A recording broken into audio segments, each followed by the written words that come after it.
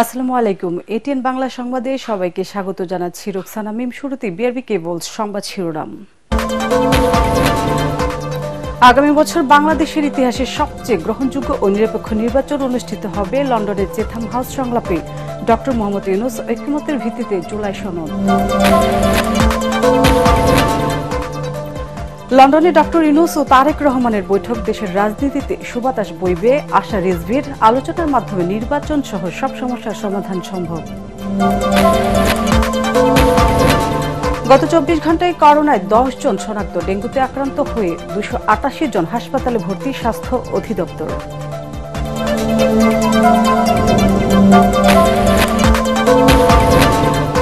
এবং করোনার নতুন ভ্যারিয়েন্ট দ্রুত সংক্রমণের আশঙ্কা, বিশেষজ্ঞদের স্বাস্থ্যবিধি মানার তাগিদ। সারা দেশে ১৬ কোটি ভ্যাকসিন পাঠানো হয়েছে, জানালেন স্বাস্থ্যের ডিজি। শুনছিলেন বিআরবি কেবল সংবাদ শিরোনাম, এবার বিস্তারিত। আগামী বছর বাংলাদেশের ইতিহাসে সবচেয়ে গ্রহণযোগ্য ও নিরপেক্ষ নির্বাচন অনুষ্ঠিত হবে বলে জানিয়েছেন প্রধান উপদেষ্টা ডক্টর মোহাম্মদ ইউনূস। লন্ডনের নীতি গবেষণা প্রতিষ্ঠান চেথাম হাউস আয়োজিত সংলাপে তিনি কথা বলেন। আগামী নির্বাচিত সরকারে তার থাকার সম্ভাবনা নেই বলে জানান ডক্টর মোহাম্মদ ইউনূস। এ সময় তিনি বলেন, সংস্কার ইস্যুতে রাজনৈতিক দলগুলোর মধ্যে ঐকমত্য তৈরি করা অন্তর্বর্তী সরকারের বড় দায়িত্ব। বিস্তারিত জানাচ্ছেন Ekramul Haque Saim. Simple answer is lots of questions, lots of issues, all. লন্ডনের প্রভাবশালী নীতি গবেষণা প্রতিষ্ঠান চেথাম হাউস আয়োজিত সংলাপে অংশ নেন যুক্তরাজ্যের সফররত অন্তর্বর্তীকালীন সরকারের প্রধান উপদেষ্টা ডক্টর মোহাম্মদ ইউনূস। আগামী জাতীয় নির্বাচন সহ দেশের রাজনৈতিক, অর্থনৈতিক ও কূটনৈতিক নানা বিষয়ে খোলামেলা কথা বলেন তিনি। এক প্রশ্নের জবাবে প্রধান উপদেষ্টা বলেন, সত্যিকারের নির্বাচন আয়োজনে দ্বার প্রান্তে তার সরকার। নির্বাচন ভুল হলে সঠিকভাবে ক্ষমতা হস্তান্তরের বিষয়টির সমাধান হবে না বলেও মন্তব্য করেন তিনি। Most beautiful election we ever had in our history, and the time is right. People are ready. When you have an election after 17 years, you are having first time a real election. Excitement in the country. পরবর্তী নির্বাচিত সরকারে অংশ নেওয়ার ইচ্ছা আছে কিনা এমন প্রশ্নের হাত নেড়ে নেতিবাচক জবাব দেন doctor Mohammad Yunus. No way. I think none of our cabinet members would like to do that. Not only me. So our job is to make sure the transition is managed well, and people are happy when we hand over power to the elected government. So we want to make sure election is right. That's a very critical factor for us. If the election is wrong, this thing will never be solved again. July সনদের প্রসঙ্গ উল্লেখ করে তিনি বলেন, সংস্কার প্রশ্নে রাজনৈতিক দলগুলোর মধ্যে ঐকমত্য তৈরির কাজ করছে সরকার। Define that new Bangladesh by three things. One is reform. We don't want to go back to the institutions who created this. So we want to reform all the institutions we have in the country. So we created commissions for each institutions to study and give us recommendations, what fundamental changes in all those things. So we are looking at those recommendations, but our job is to build the consensus building commission. Their responsibility is to go through all the political parties, sit down together, find out which are the recommendations they will accept, and see in which recommendation all parties accept. এ সময় আওয়ামী লীগের ভবিষ্যৎ নিয়েও কথা বলেন অন্তর্বর্তী সরকারের প্রধান। So safety of the country, safety of the politics of the country, the nation has decided that for the time being, the activities of Awami League will be suspended for the time being. That's all we have done. We have not banned Awami League, we have not done anything until the trial is over. That's all. সংলাপে বাংলাদেশ বিষয়ে ভারতের আগ্রাসী নীতি ও অর্থনৈতিক নানা ইস্যুতে বিভিন্ন প্রশ্নের জবাব দেন প্রধান উপদেষ্টা doctor Mohammad Yunus. Modi's answer, I quote, he said, it's a social media, we cannot control it. Ekramul Haque Sayem, ATN Bangla. It's an explosive situation. প্রধান উপদেষ্টা ডক্টর মোহাম্মদ ইউনূসের সাথে সৌজন্য সাক্ষাৎ করেছেন যুক্তরাজ্যের জাতীয় নিরাপত্তা উপদেষ্টা জনাথন পাওয়েল। লন্ডনের একটি হোটেলে তারা এই সাক্ষাৎ করেন। এছাড়া যুক্তরাজ্যের থিঙ্ক ট্যাঙ্ক চেথাম হাউসে এশিয়া প্যাসিফিকের ডিরেক্টর বেন ব্ল্যান্ট এবং দক্ষিণ এশিয়া বিষয়ক ফেলো ডক্টর চেতিক বাজপেয়ী এর সাথে সাক্ষাৎ করেন প্রধান উপদেষ্টা।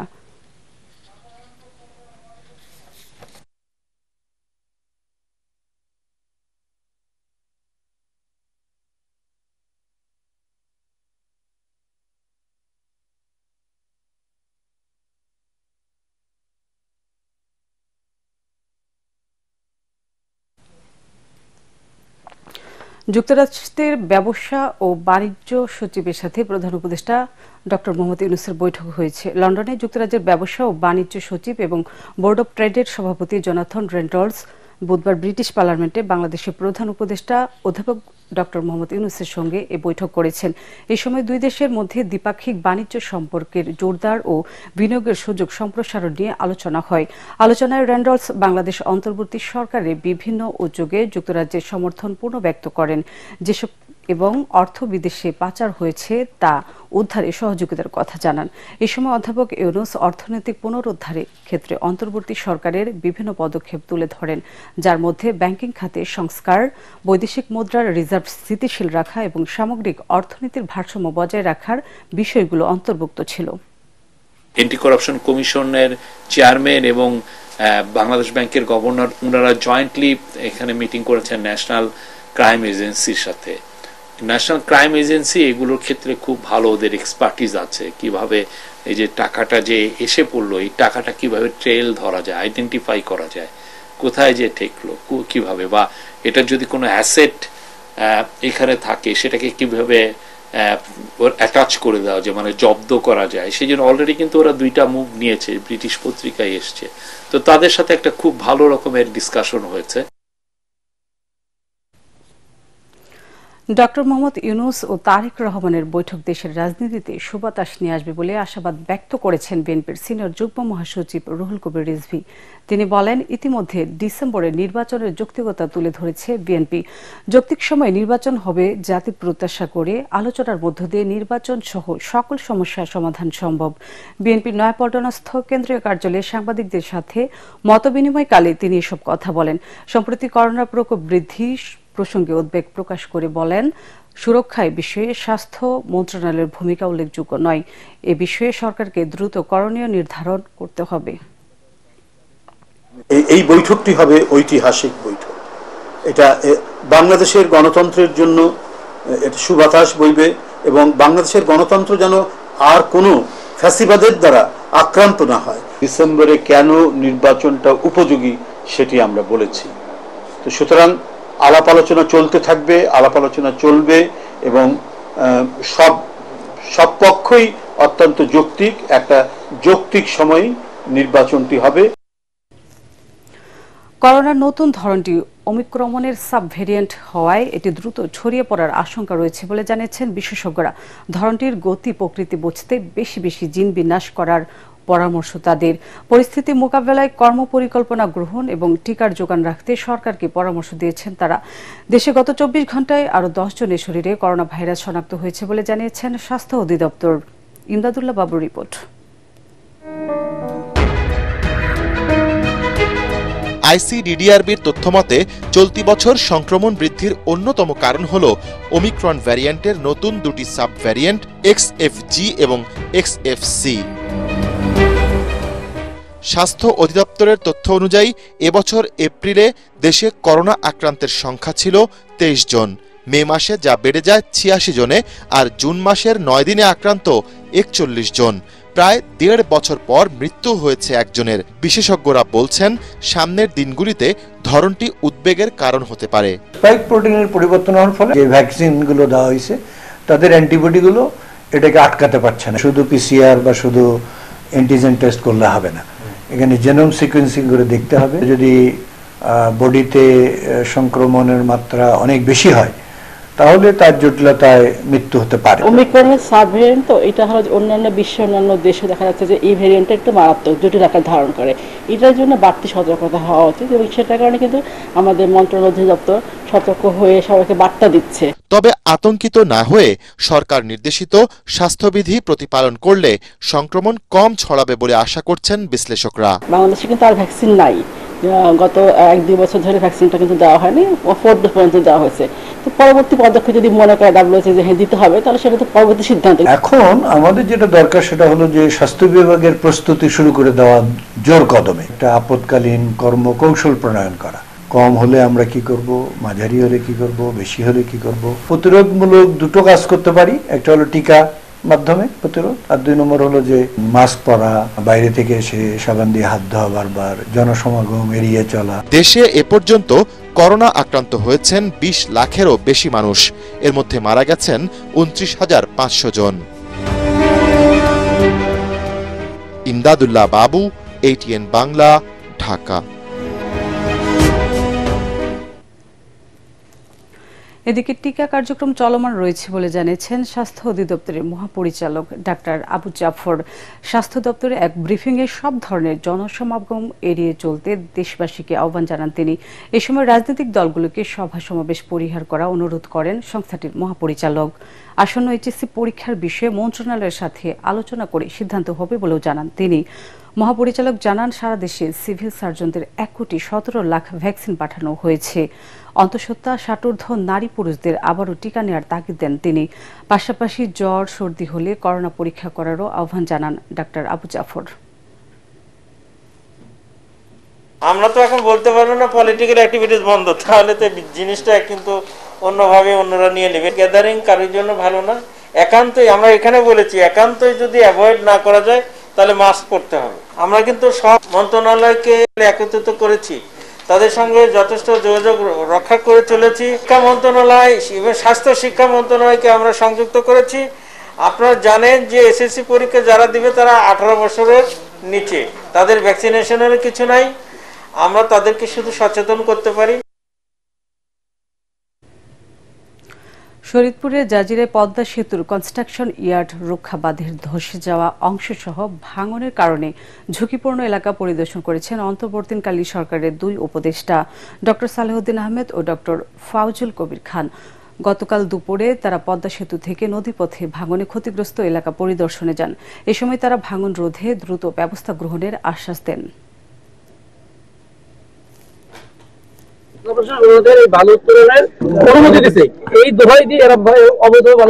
জেলা প্রশাসক যদি এরকম অনুমতি দেন যেটা জনস্বার্থ বিরোধী, তাহলে আমরা সেই জেলা প্রশাসকের বিরুদ্ধে ব্যবস্থা নিই। শুধু এখানে যে সব জায়গাতে সৈয়দপুরে না, আপনার এটা হবিগঞ্জে, সোনারগাঁয়ে, বুদ্ধারবাদে, ওই জায়গায়, কিন্তু আপনাদের একটা জনমত গড়ে তুলতে হবে। অন্তর্বর্তীকালীন সরকারের উপদেষ্টা আসিফ মাহমুদের পিএসের বিরুদ্ধে তদন্তের পাশাপাশি তার বিরুদ্ধে তদন্তের দাবি জানিয়েছেন গণ অধিকার পরিষদের সাধারণ সম্পাদক রাশেদ খান। সকালে ঝিনাইদহে সাংবাদিকদের সাথে মতবিনিময় সভায় তিনি এ দাবি করেন। ছাত্র জনতার আন্দোলনের মাধ্যমে এ সরকার গঠন করা হয়েছে বলে উল্লেখ করে রাশেদ খান বলেন, এ সরকার এককভাবে সব সিদ্ধান্ত নিচ্ছে, যা গ্রহণযোগ্য নয়। আপনারা বলেছিলেন যে প্রতি মাসে আপনারা উপদেষ্টাদের সম্পদের হিসাব দিবেন, এপিএসদের সম্পদের হিসাব দিবেন। আপনারা নাকি মিনিস্ট্রিতে বলেছিলেন যে কর্মকর্তাদের প্রতি মাসের হিসাব দাখিল করতে হবে। এটি বলার পরে কোন মিনিস্ট্রি সম্পদের হিসাব দিয়েছে? ঢাকা সহ বিভিন্ন জেলায় বইছে তাপপ্রবাহ। আবহাওয়া অফিস জানিয়েছে অবস্থা থাকতে পারে আরো 2 থেকে 3 দিন। রোববার থেকে সারা দেশে বৃষ্টির পরিমাণ বাড়লে সহনীয় পর্যায়ে আসতে পারে তাপমাত্রা। মনির হোসেন তোপুর রিপোর্ট। পশ্চিমা লঘুচাপে বৃষ্টি হলেও মুহূর্তেই বেড়ে যাচ্ছে তাপমাত্রা। মঙ্গলবার রাতে 28 মিলিমিটার বৃষ্টি হলেও তাপপ্রবাহে অতিষ্ঠ জনজীবন। মৌসুমী বায়ুর সক্রিয়তা কমে আসায় সারা দেশে বৃষ্টি কমেছে, ফলে দেশ জুড়ে ভ্যাপসা গরম অনুভূত হচ্ছে। বর্তমান সময়ে যে চলমান তাপপ্রবাহ রয়েছে, এই চলমান তাপপ্রবাহ আগামী 2 থেকে 3 দিন এরকম অব্যাহত থাকতে পারে এবং 15 তারিখ থেকে এই চলমান তাপপ্রবাহ অনেকটা প্রশমিত হয়ে যেতে পারে এবং সারা দেশে তখন তাপমাত্রা একটা সহনীয় অবস্থা বিরাজ করতে পারে। এটার কারণ হচ্ছে যে 15 তারিখ থেকে আমরা আশা করছি যে মৌসুমী বায়ু সক্রিয় হবে এবং সক্রিয় মৌসুমী বায়ুর প্রভাবে সারা বাংলাদেশের উপরে বৃষ্টিপাতের যে অবস্থা সেটা বৃদ্ধি পেতে থাকবে। তিনি জানান, রোববার থেকে বৃষ্টি হওয়ার সম্ভাবনা রয়েছে। মনির হোসেন তপু, ATN বাংলা, ঢাকা। এবার আন্তর্জাতিক সংবাদ।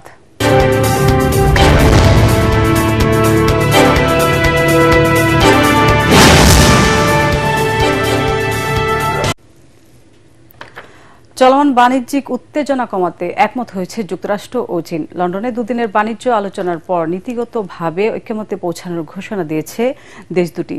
চীনের বাণিজ্য মন্ত্রী লি চ্যাংগাং গণমাধ্যমকে জানান, আশা করা হচ্ছে বৈঠকে অর্জিত অগ্রগতি 2 দেশের পারস্পরিক বিশ্বাস স্থাপন, স্থিতিশীল অর্থনৈতিক ও বাণিজ্যিক সম্পর্ক এগিয়ে নিতে সহায়ক হবে।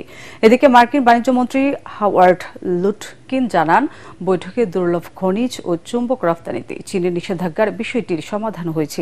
দুদেশের বাণিজ্য উত্তেজনা কমার খবরে এশিয়ার শেয়ার বাজারগুলোতে ঊর্ধ্বমুখী প্রভাব লক্ষ্য করা গেছে।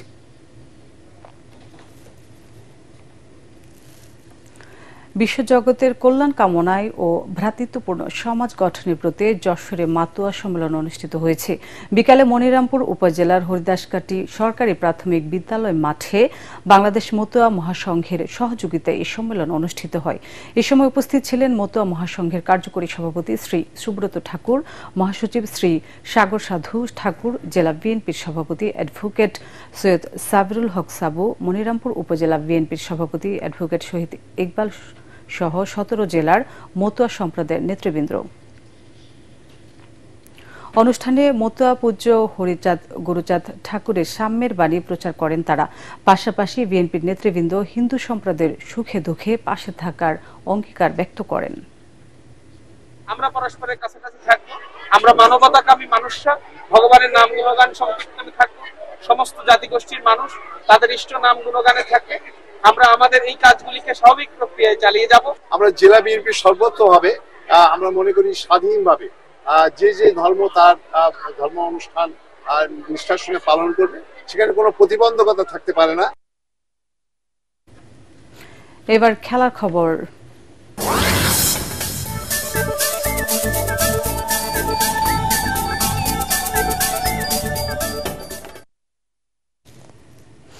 বিশ্বকাপ বাছাই পর্বে প্যারাগুয়েকে 1-0 গোলে হারিয়ে মূল পর্ব নিশ্চিত করেছে 5 বারের বিশ্ব চ্যাম্পিয়ন ব্রাজিল।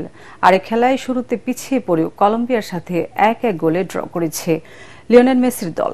রিপোর্ট করছেন SM আশরাফ। স্বস্তির জয়, যে জয়ে ব্রাজিলকে জায়গা করে দিল 2026 বিশ্বকাপে। কার্লো আনচেলত্তি তার কোচিংয়ে দ্বিতীয় ম্যাচেই জয় এনে দিলেন সেলেসাওদের।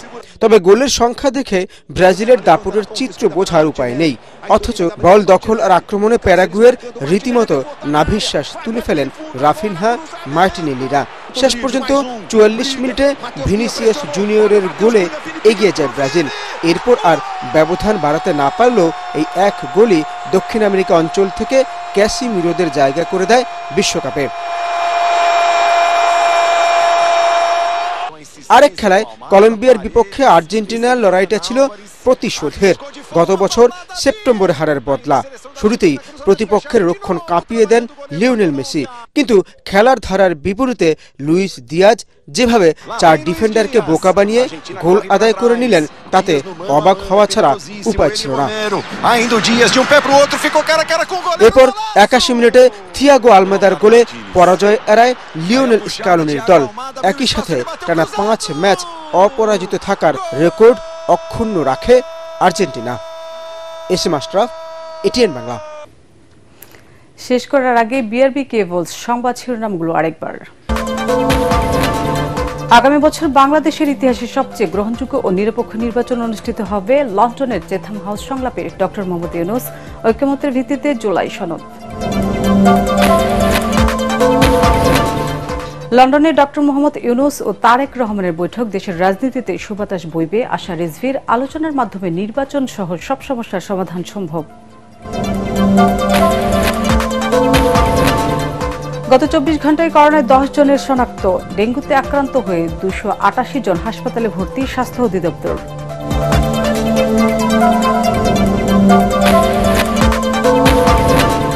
এবং করোনার নতুন ভ্যারিয়েন্ট দ্রুত সংক্রমণের আশঙ্কা বিশেষজ্ঞদের। স্বাস্থ্যবিধি মানার তাগিদ। সারা দেশে 1.25 কোটি ভ্যাকসিন পাঠানো হয়েছে, জানালেন স্বাস্থ্যের ডিজি।